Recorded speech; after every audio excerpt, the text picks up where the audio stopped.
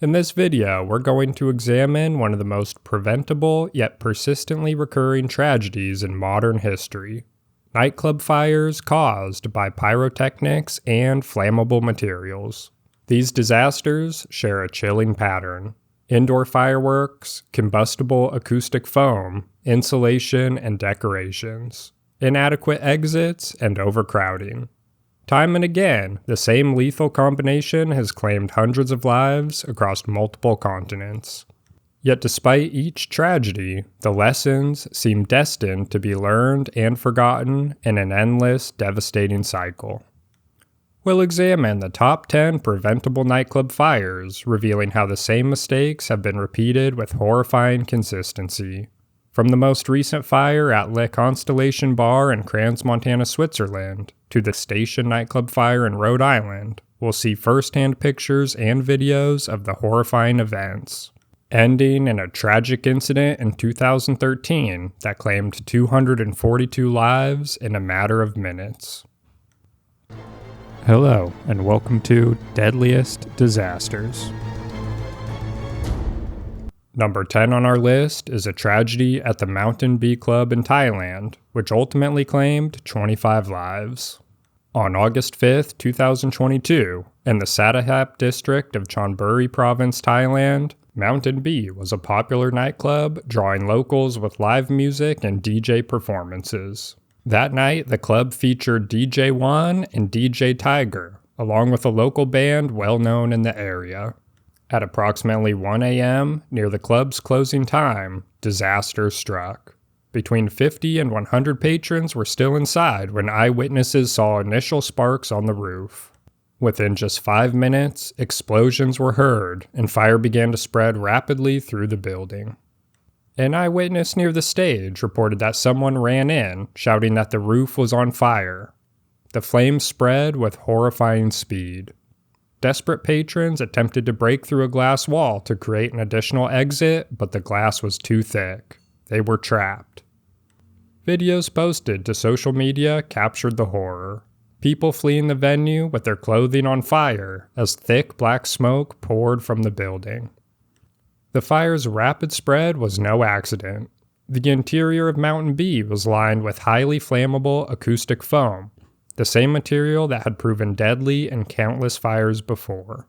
Worse yet, the entire establishment had only a single ventilation portal, which served to concentrate and accelerate the fire rather than allow smoke to escape. The club's layout was a catastrophe waiting to happen. A prior performer told reporters that there was only one exit and entry point for customers at the front of the club. The back entrance, used by musicians, was locked during performances to prevent unauthorized entry or exit.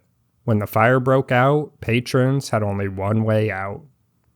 13 people died immediately in the blaze. The bodies were found throughout the premises, 4 at the gate, 3 in the men's restroom, 1 behind the DJ booth, and 5 around the cashier, evidence of how people had scattered in desperation, seeking any possible escape. Of the 38 people injured, 7 more would die in the hospital over the following days and weeks, bringing the death toll to 20. Over the next few months, 5 more victims would succumb to their horrific injuries. In October of 2022, the last victim passed away, making her the 25th fatality from this preventable fire. It was the first disaster of its kind in Sattahap, Thailand, but it followed a pattern that had already been established many times before and would happen many times later in nightclubs around the world.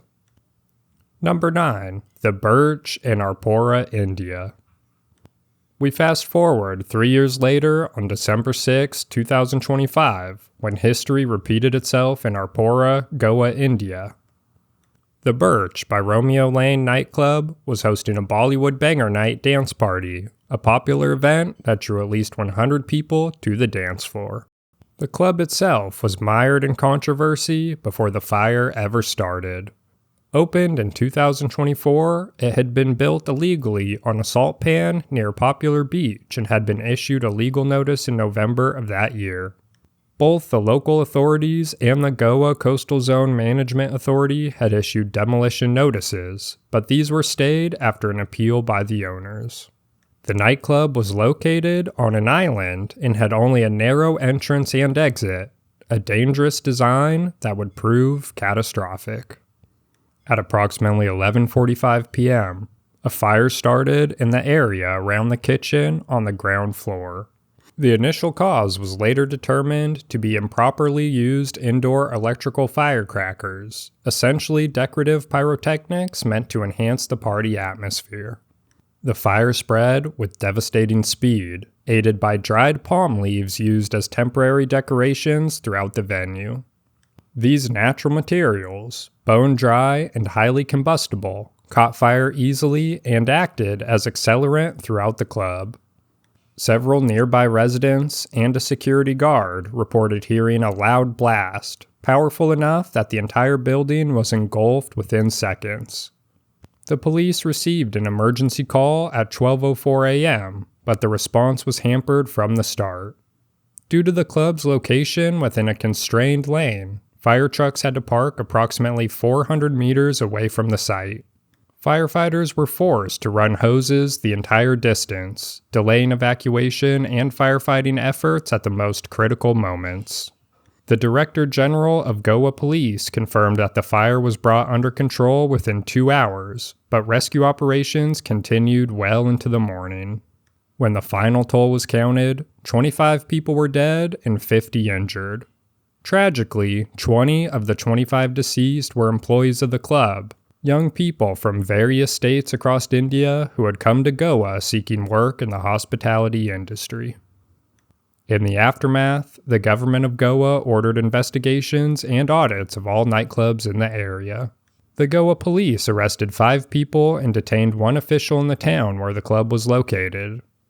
2 owners of the club fled to Thailand to evade arrest, but they were later detained. Once again, a nightclub operating in violation of safety standards had been allowed to continue until tragedy struck. Number 8. Lake Constellation, Crans-Montana, Switzerland. Just weeks ago, on January 1st, 2026, the pattern continued in what many would consider an unlikely location. Crans-Montana is an upscale ski resort town in Valais, Switzerland, a place associated with luxury. A place where bad things don't happen, but as midnight struck and New Year began, Le Constellation Bar became the site of the latest nightclub fire disaster. At 1:30 a.m., during New Year celebrations, a fire broke out. Swiss authorities and videos confirmed the ceiling caught fire after lit sparklers attached to champagne bottles were held aloft in celebration, a festive tradition that turned deadly in an instant.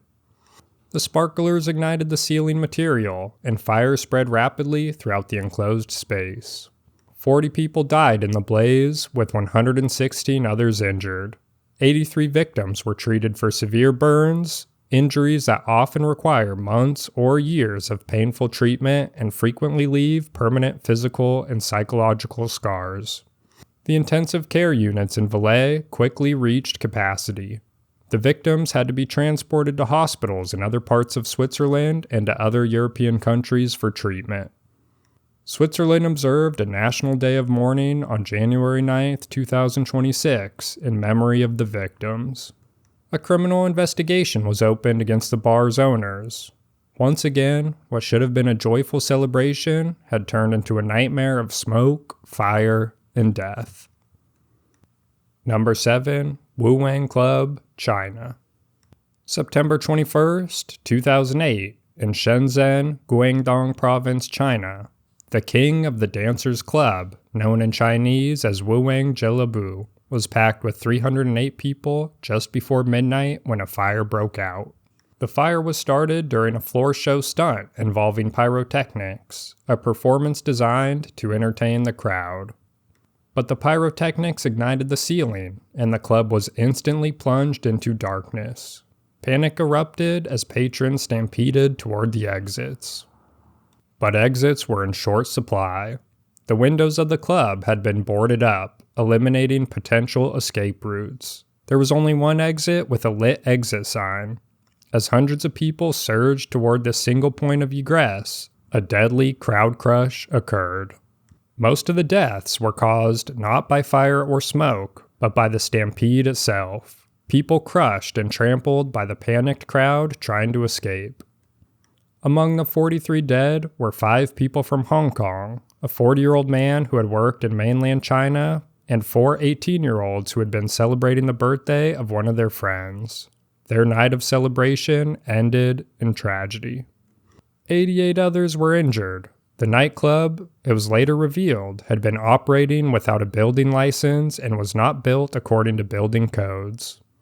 Once again, regulatory failures and a profit-driven disregard for safety had created the conditions for disaster.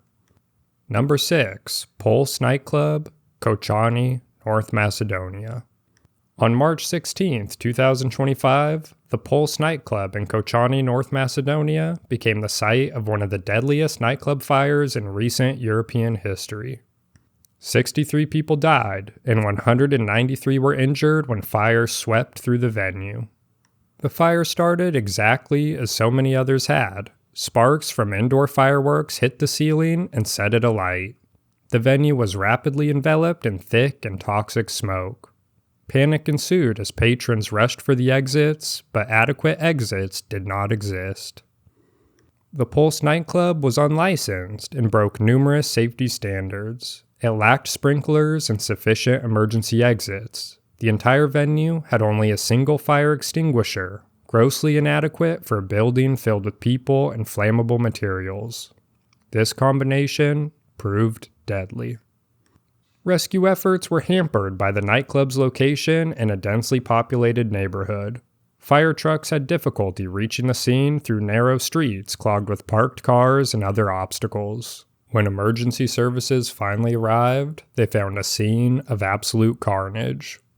Local hospitals were severely ill-equipped to deal with the influx of victims. The ambulance service was overwhelmed, and some victims were left lying in the street due to an insufficient number of ambulances. Many suffered severe burns, smoke inhalation, and crush injuries from the stampede to the exits. In response to the overwhelming number of critically injured victims, the European Union activated its civil protection mechanism to coordinate the air evacuation of patients. Many were transported for treatment to EU member states with more advanced medical facilities and burn units. As of now, it was the deadliest nightclub fire in Europe since the 2015 Bucharest disaster and the deadliest fire in North Macedonia's history. The government ordered a 3-day inspection of all nightclubs and cabarets in the country, and many entertainment venues were shut down. Government officials, including several ministers and police officers, were arrested as part of the investigation into how the nightclub had been given a license, or more accurately, how it had been allowed to operate without one. Vigils and tributes were organized nationwide. In the aftermath, there were numerous anti-corruption protests as citizens demanded accountability for the regulatory failures that had allowed such a dangerous venue to operate. Colectiv Nightclub, Bucharest, Romania. On October 30th, 2015, the Colectiv Nightclub in Bucharest, Romania was hosting a free concert by the metalcore band Goodbye to Gravity, celebrating the release of their new album, Mantras of War. The band had announced in advance that they would be including customized lighting, pyrotechnic effects, and scenic elements to give life to the science fiction artwork of the album. The venue was packed. A crowd of young people gathered to enjoy the music and celebrate with the band. But as the pyrotechnics were set off, consisting of sparkler firework candles, disaster struck. The fireworks ignited the club's flammable polyurethane acoustic foam that lined the walls and ceiling. The fire spread with terrifying speed. Most of the victims were poisoned by toxins released from the burning foam. Polyurethane produces hydrogen cyanide and other deadly gases when it burns, invisible killers that overwhelm victims before they can escape. People collapsed where they stood, overcome by the fumes. 26 people died on site, and another 38 would die in hospitals in the days and weeks that followed. 146 others were injured. The Romanian healthcare system was overwhelmed by the high number of victims, particularly those with severe burns and smoke inhalation injuries. Romanian authorities transferred some of the seriously injured to hospitals in Israel, the Netherlands, Belgium, Austria, the United Kingdom, Norway, Germany, and France. A massive international medical response to a single nightclub fire. The tragedy extended to the band itself. Goodbye to Gravity's 2 guitarists, the drummer, and the bassist all died in the fire they had inadvertently helped cause. Vocalist Andrei Galut was hospitalized with serious injuries, but ultimately he survived. The disaster sparked mass protests over corruption linked to the fire. Citizens were enraged that the club had been allowed to operate in such unsafe conditions. The protests ultimately led to the resignation of Prime Minister Victor Ponta. The club's main shareholder and co-founder, along with 2 associates, were arrested on November 2nd for negligent homicide. The Colectiv Nightclub had opened in May 2013 in a former shoe factory. It was never designed to be a nightclub and lacked proper safety features. Yet, it had been allowed to operate, to pack in crowds, to use pyrotechnics indoors, all without adequate oversight. Ultimately, 64 people paid for these failures with their lives, and dozens more will live with irreparable injuries. Number 4, Santika Club, Bangkok, Thailand. On January 1st, 2009, New Year celebrations at the Santika Club in Bangkok, Thailand turned into a nightmare. Approximately 1,000 guests and employees were inside the club as midnight approached. Ironically, a band named Burn was performing as revelers counted down to the new year. But at 12:35 a.m., a fire broke out. No official cause has ever been announced by investigators, but suggested causes include outdoor fireworks that set the roof on fire, sparklers lit inside the nightclub, or an electrical explosion. One witness stated there were no pyrotechnics in the club, while another reported seeing flames on the roof after going outside to watch the midnight fireworks display. Video recordings of the indoor stage showed that pyrotechnics were used, but they were only ordinary holiday sparklers, used during the New Year's Eve celebration countdown to midnight. Analysis of the fire strongly suggests it originated inside the ceiling space or on the roof, allowing it to grow in intensity while going unnoticed. Thailand's relaxed enforcement of building regulations meant that tar paper and plastic, which are both highly flammable, were often used as waterproofing materials in the ceiling. These materials likely fueled the fire's rapid spread. The Santika Club had only one main exit and an additional private staff exit. A third exit had been locked to prevent robberies, a security measure that became a death sentence for those trapped inside. Deaths occurred from smoke inhalation, burns, and being crushed during a stampede for the exit. Doctors stated that fumes from burning plastic could have caused people to faint within mere minutes.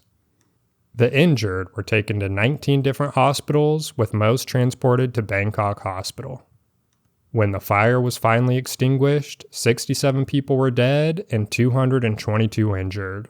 Citizens of 13 countries were among the casualties. The bodies of the victims were wrapped in white cloth and placed in the club's car park pending removal. Only 29 of the 61 bodies initially recovered were immediately identified, 28 Thais and 1 Singaporean. Took up to a week to identify the others because of extensive burns to their bodies. The Santika Club fire rang in the new year with tragedy, claiming more lives than any previous nightclub fire in Thailand's history. Number 3. The Station Nightclub, Rhode Island, United States. On the evening of February 20th, 2003, the Station Nightclub in West Warwick, Rhode Island, became the site of the 4th deadliest nightclub fire in the United States and the deadliest pyrotechnic accident the country has ever seen. The station was hosting a concert by Jack Russell's Great White, an offshoot of the original Great White Band. As the band began their set, their tour manager Daniel Bichel ignited a pyrotechnic display meant to enhance the performance. The pyrotechnics consisted of gerbs, fountain-like fireworks that shoot sparks into the air. These sparks ignited flammable acoustic foam in the walls and ceilings surrounding the stage. This foam, like the materials in so many other nightclub fires, was highly combustible and produced toxic smoke. Within just 6 minutes, the entire building was engulfed in flames. The speed of the fire's spread was captured on video by a local news crew that happened to be filming the concert. The footage is harrowing. It shows the band starting to play, the pyrotechnics going off, small flames appearing on the foam, confusion as people realize what's happening, and then the rapid escalation into full-blown catastrophe. The video ends as the cameraman himself is forced to flee for his life. 100 people died in the fire.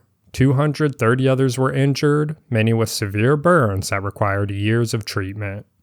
The fire remains the second deadliest nightclub fire in New England history, only surpassed by the 1942 Coconut Grove fire in Boston. The aftermath saw multiple civil and criminal cases filed. Daniel Bichel, who had ignited the pyrotechnics, pled guilty to 100 counts of involuntary manslaughter in 2006. He was sentenced to 15 years in prison with 4 to serve. Bichel was released from prison in 2008 after some families of the victims expressed support for his parole, believing he had shown genuine remorse. Jeffrey and Michael Derderian, the owners of the station, pleaded no contest and avoided trial. Michael received the same sentence as Bichel and was released from prison in 2009. Jeffrey received a sentence of 500 hours of community service. Legal action against several parties, including Great White, was resolved with monetary settlements by 2008. In May 2017, Station Fire Memorial Park was opened at the site where the station once stood, a permanent memorial to the 100 people who lost their lives. The station fire shocked America and led to stricter fire codes and regulations across the country, but it did not end the deadly pattern of nightclub fires. Number 2. Lame Horse Club, Perm, Russia. On December 5, 2009, around 1 a.m., the Lame Horse nightclub, known as Chromaya Loshad nightclub in Russian, was in the middle of celebrating its 8th anniversary. Approximately 300 people had been invited to the celebration, and the club was packed with guests enjoying the party. Then, out of nowhere, disaster struck. A performance artist threw cold flame pyrotechnics into the air as part of the entertainment. Sparks from the fireworks hit the plastic covering of the ceiling, igniting it in flames. The event master of ceremonies immediately told guests to evacuate, and the crowd began to calmly exit the building. But as people made their way toward the doors, the wooden decorations on the interior walls of the club ignited. The building rapidly filled with smoke. When the evacuation began, some people left via rear exits, but this created a deadly problem. The vast intake of oxygen through the open doors turned the club's halls into what firefighters call a fire tube, dramatically boosting the spread of fire. As fumes and smoke overtook the air, panic erupted and patrons stampeded toward the exit. According to witnesses, one leaf of the club's double doors was sealed shut. The public was also unaware of a backdoor exit behind the stage, which was not indicated by emergency lighting. People were trapped, confused, and dying. But the tragedy did not end when survivors made it outside. A club visitor who escaped provided a haunting account of what happened next. He said, quote, "After I had got out, there were no firemen or emergency service for about 20 minutes, nobody at all. There were only 2 ambulances altogether. They managed to take 6 or 7 men and left. No more ambulance cars arrived, at least I saw none. Firemen had pulled out a number of people by then. Half clothed, they were simply laid on the cold asphalt. Nobody cared for them. It seemed that the aid was needed, but there were no ambulances. People were lying on the ground for about an hour and a half. It could be that many of them died because of this, because of the cold. It was 16 degrees below zero outdoors." End quote. Another volunteer involved in the evacuation provided an equally disturbing report, saying, quote, "I rushed to the ambulance, which for unclear reasons was standing far off to the crossroads. I asked why they were idling, and they replied that they had not been given orders. It turns out that we pulled out a lot of people, most of which were still alive. I think it was possible to save around 70% of them within the first seconds, but nobody helped." End quote. 94 people died at the scene.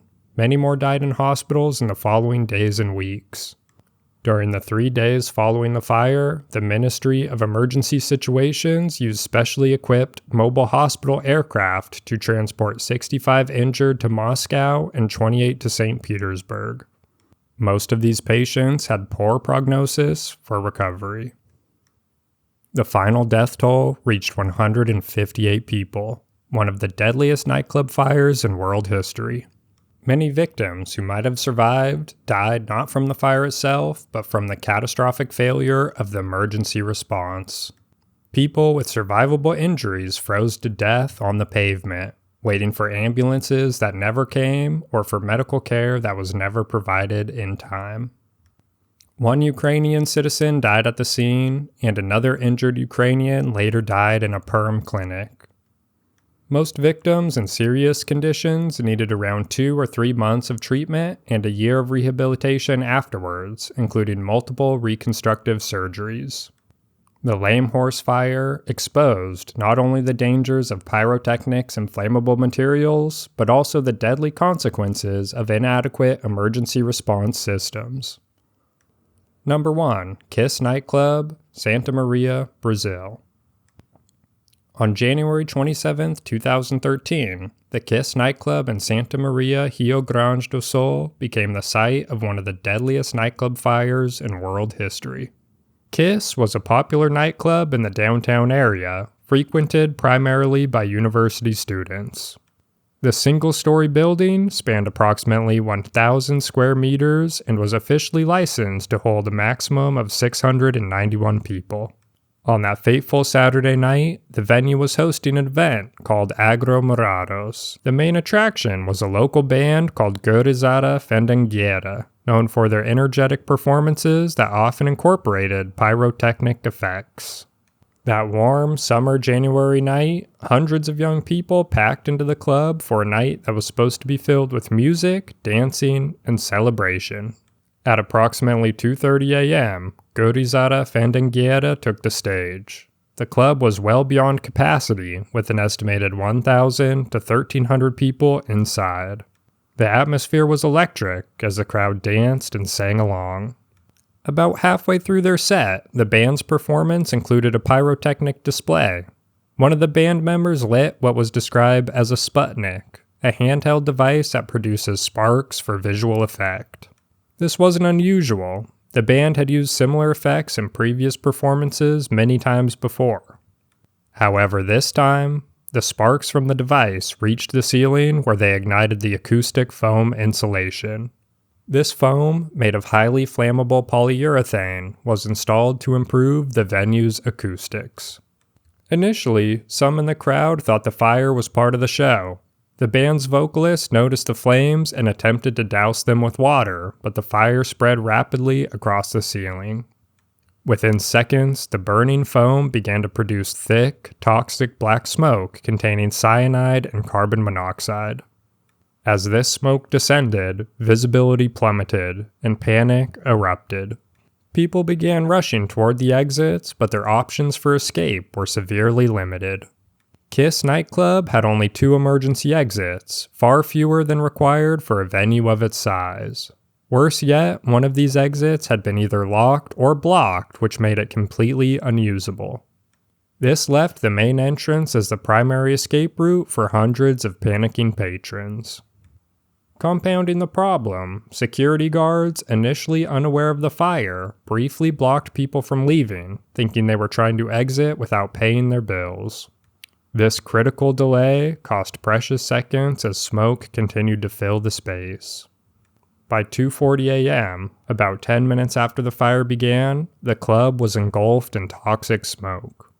Many victims were overcome while searching for exits in the dark, smoke-filled environment.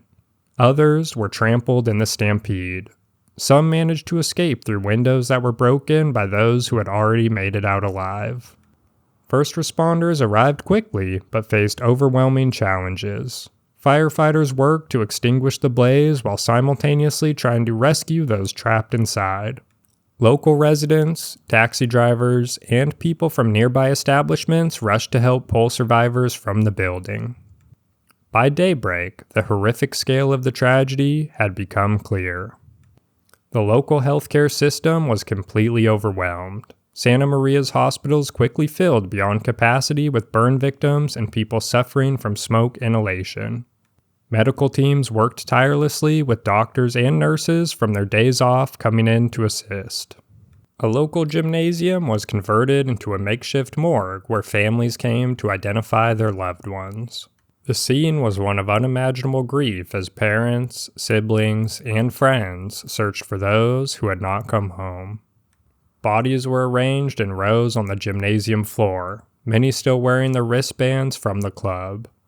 The process of identification was agonizing, with some families going from hospital to hospital before finally finding their loved ones among the deceased. Brazil declared 3 days of national mourning, and the tragedy made headlines worldwide. Within 48 hours, most of the victims had been buried in emotional ceremonies that drew thousands of mourners. The demographics of the tragedy were particularly heartbreaking. The vast majority of victims were young university students with their lives ahead of them. Of the 242 who perished, 235 died in the club itself, while 7 more died in hospitals in the following days. Medical reports revealed that about 80 to 90% of the deaths were caused by asphyxiation from the toxic smoke rather than from burns or injuries. Polyurethane foam, which was used for sound insulation, releases cyanide gas when burned. This is extremely lethal when inhaled.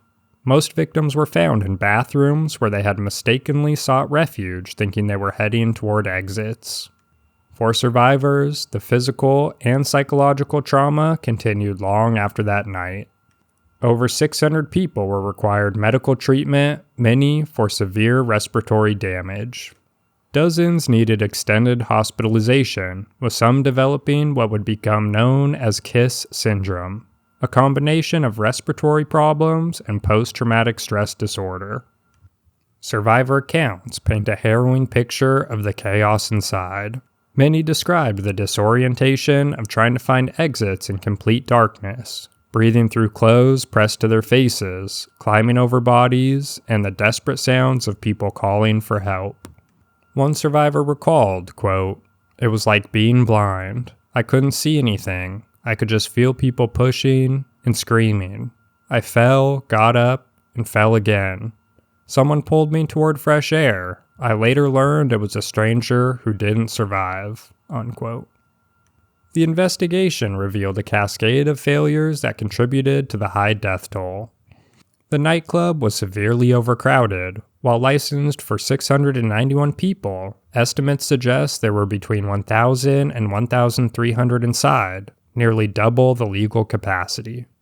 Also, the building had wholly inadequate emergency exits and essential safety equipment was either missing or insufficient. The acoustic foam used on the ceiling was highly flammable and improperly installed. It had not been treated with fire-retardant chemicals despite being in a high-risk environment.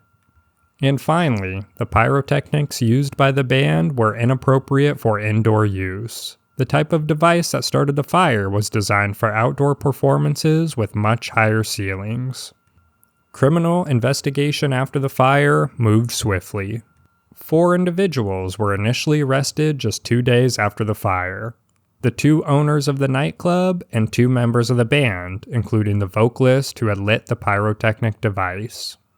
But as the investigation deepened, attention turned to municipal officials responsible for issuing permits and conducting inspections. The probe revealed a troubling pattern of regulatory failures, with evidence suggesting that proper inspections had been bypassed. In April of 2013, prosecutors filed charges against 28 people, including the club owner, band members, and various public officials. The charges included murder, manslaughter, and criminal negligence. The legal process, however, moved much more slowly than the initial investigation. The first trial did not begin until 2021, 8 years after the fire. In December of 2021, the jury trial concluded with guilty verdicts for the 2 nightclub owners and 2 band members. They received sentences ranging from 18 to 22 years in prison. However, in a development that outraged victims' families, the 4 convicted men were set free. A court made up of 3 judges ruled 2-1 to overturn their convictions, saying there had been irregularities in the trial's jury selection. Currently, there are appeals against this decision. Although no one has been properly convicted for the negligence that caused the fire, families of the victims and the public have pushed for stricter fire safety protocols. Within days of the tragedy, inspections of nightclubs and entertainment venues were ordered across Brazil, resulting in hundreds being temporarily closed for safety violations. The federal government enacted stricter fire safety regulations, which came to be known informally as the KISS Law. The KISS nightclub fire could have been prevented. Every element of the disaster, the pyrotechnics, the flammable foam, the single exit, the overcrowding, the locked door, was all a known hazard. Each had contributed to previous nightclub fires, yet nothing had been done to prevent this tragedy. As we reach the end of this video, a pattern becomes impossible to ignore. From the Station Nightclub in 2003 to Crayons, Montana in 2026, the same lethal combination has repeated itself again and again. Indoor pyrotechnics, flammable acoustic foam or insulation, inadequate exits, overcrowding, locked or blocked doors, and a systematic failure to enforce or follow safety regulations. These fires have killed more than 900 people across multiple continents over 25 years, and hundreds more died in similar nightclub fires not covered in this video. Each disaster in each different country prompts investigations, arrests, new regulations, and promises that it will never happen again, yet it does. Although none of the fires were started intentionally, they could have been prevented with proper safety standards. And as we've seen as recently as January 2026 in Switzerland, a country known for precision, safety, and adherence to regulations, 40 people died in a nightclub fire caused by sparklers igniting the ceiling. A fire which should never have happened. Thanks for watching. This has been Deadliest Disasters. Please don't forget to like and subscribe. That's the best way to help our channel grow. And if you want to buy me a cup of coffee, check the link in the description or on our channel page. Thank you.